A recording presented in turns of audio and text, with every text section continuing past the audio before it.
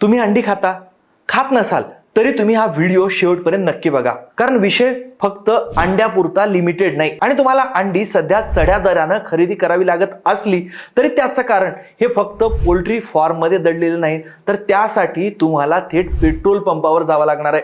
Petrol पंपावर पेट्रोलमध्ये 20% ethanol मिसळण्याचं target आपण वेळेआधीच अचीव केलंय, म्हणजे पूर्ण केलंय. पण पेट्रोल पंपावर साध्य झालेल्या या सरकारी टार्गेटनं तुमच्या किचनचं बजेट टार्गेट कसं बिघडवलंय हे तुम्हाला माहिती आहे का? इंधन स्वस्त मिळायचं तर सोडाच, पण सरकारच्या या एका धोरणामुळे तुमच्या रोजच्या ताटातल्या कपातल्या अंड्याचं आणि साखरेचं सारं गणितच बिघडवून टाकले. साखरेच्या आणि अंड्याच्या किमतीत तब्बल 35 ते 40% वाढ झाली आहे. याला जबाबदार आहे अन्न विरुद्ध इंधन, म्हणजेच फूड व्हर्सेस फ्यूल हा संघर्ष.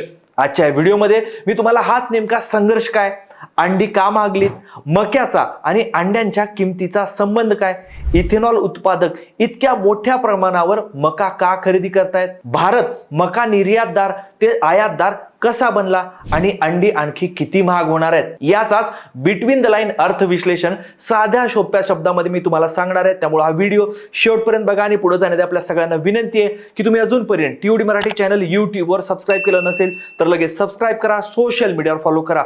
नमस्कार, मी सदानंद गायळ, तुम्ही बघताय टीओडी मराठी म्हणजेच टाइम्स ऑफ डेमोक्रेसी. सुरुवातीलाच आपण अंड्याच्या दरात नेमकी किती वाढ झाली आहे आणि का झाली आहे ते समजून घेऊ. राष्ट्रीय अंडी समन्वय समिती म्हणजेच NECC ही भारतातली कुक्कुटपालन म्हणजे पोल्ट्री शेतकऱ्यांची एक स्वयंसेवी संस्था आणि बिगर सरकारी चॅरिटेबल ट्रस्ट आहे. अंड्याचे दर निश्चित करणं, मागणी आणि पुरवठ्यात कोऑर्डिनेशन म्हणजे समन्वय साधणं, अंडी खाण्याबद्दल जनजागृती करणं आणि पोल्ट्री चालकांना पाठबळ देणं ही कामं ही संस्था करत असते. या समितीच्या ताज्या आकडेवारीनुसारच गेल्या वर्षभरामध्ये अंड्याचे दर तब्बल 35 ते 40% वाढलेत.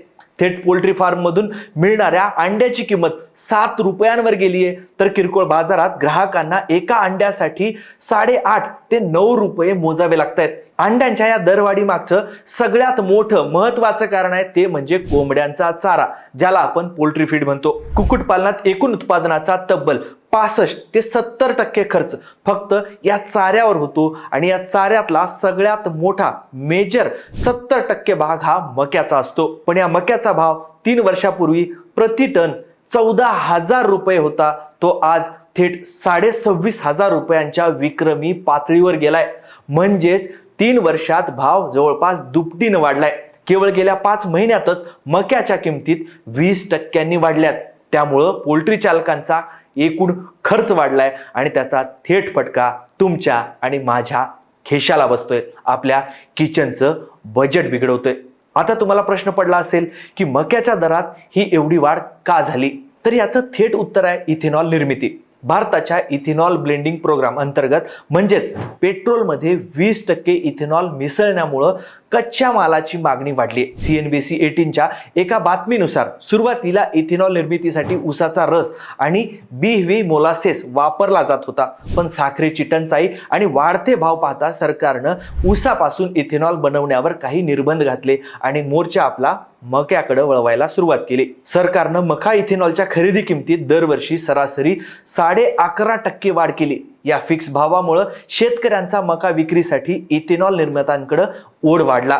द इकॉनॉमिक टाइम्सच्या बातमीत म्हटलंय की भारतात दरवर्षी सुमारे 4,34,00,000 टन मक्याचं उत्पादन होतं, पण या एकूण उत्पादनापैकी तब्बल 1,70,00,000 टन म्हणजेच तब्बल 37% मका थेट इथेनॉल निर्मितीसाठी डिस्टिलरीजकडे वळवला गेलाय. पूर्वी पोल्ट्री उद्योग मक्याचा 60% ग्राहक होता, पण आता तिथं इथेनॉल कंपन्यांशी त्यांची थेट स्पर्धा सुरू झाली आहे. 2012 मध्ये मक्यापासून होणारं इथेनॉल उत्पादन 11 लाख टन होतं, जे 2024 मध्ये 60 लाख टनावर गेले आणि आता ते थेट 1,70,00,000 टनावर गेले.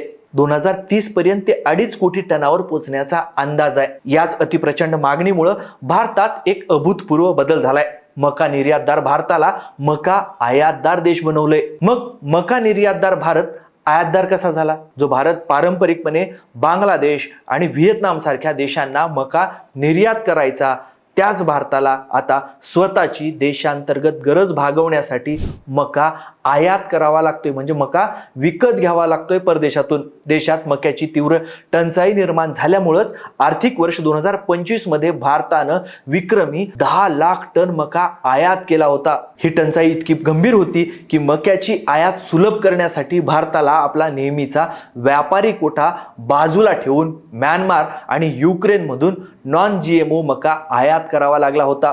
मक्यासारखंच जगाला साखर विकणारा भारत आज रोजी साखर देखील विकत घेतोय. म्हणजेच इंधन आयातीवरचं परकीय चलन वाचवण्याच्या नादात आपण अन्नधान्याची आयात सुरू केली आहे. पण मग अंड्यांच्या दरामध्ये अजून किती वाढ होणार आहे? तर हीच आपल्या सगळ्यांसाठी, ग्राहकांसाठी चिंतेची बाब आहे.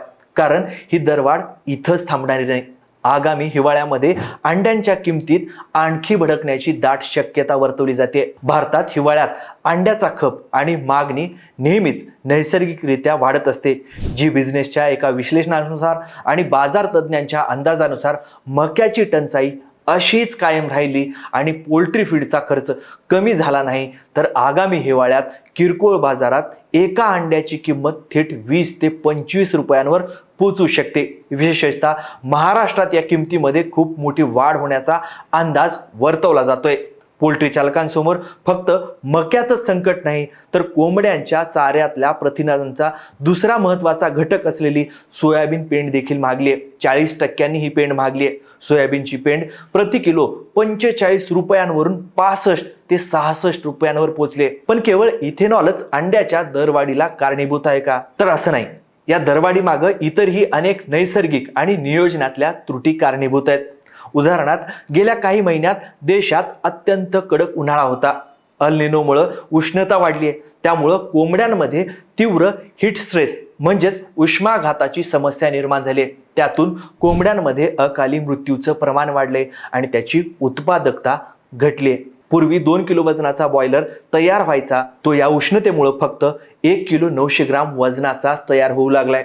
शिवाय पोल्ट्री उत्पादकांनी अधिकचा नफा कमवण्यासाठी जाणीवपूर्वक पुरवठा कमी केला असं म्हटलं जाते. त्यामुळं केवळ इथेनॉलच नाही तर हवामान बदल आणि बाजारातले इतर चढ उतार देखील अंडी महाग होण्यासाठी कारणीभूत आहेत. थोडक्यात काय तर केंद्र सरकारच्या महत्वाकांक्षी इथेनॉल धोरणामुळं आपण जवळपास 2 लाख कोटी रुपयांचं परकीय चलन वाचवलंय. ही चांगली गोष्ट आहे. पण यामुळं देशातल्या कृषी अर्थव्यवस्थेचा जो बॅलन्स आहे, संतुलन आहे, ते पूर्णपणे बिघडलंय. परिस्थिती हाताबाहेर गेली आहे. हरित इंधन आणि देशाची ऊर्जा सुरक्षा महत्वाची आहेच, पण ती सामान्य माणसाच्या तोंडचा घास काढून आणि नाश्त्याच्या ताटातल्या स्वस्त प्रथिनांचा मुख्य सोर्स हिरावून घेऊन मिळवणं कितपत योग्य आहे? सरकारचं हे धोरण करायला गेला गणपती आणि झाला मारुती असं तर नाही ना?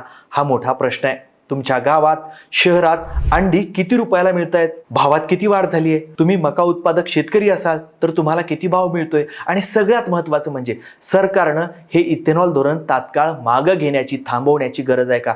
कमेंट करून तुमची मतं नक्की सांगा. हे माहितीपूर्ण विश्लेषण तुम्हाला आवडलं असेल तर व्हिडिओला लाईक करा, व्हिडिओ मित्रमंडळींना शेअर करा आणि अशाच विश्लेषणासाठी TOD मराठी चॅनलला यूट्यूबवर सबस्क्राईब करायला विसरू नका. सोशल मीडियावर फॉलो करा. हा व्हिडिओ शेवटपर्यंत बघितल्याबद्दल आपल्या सगळ्यांचे खूप खूप धन्यवाद.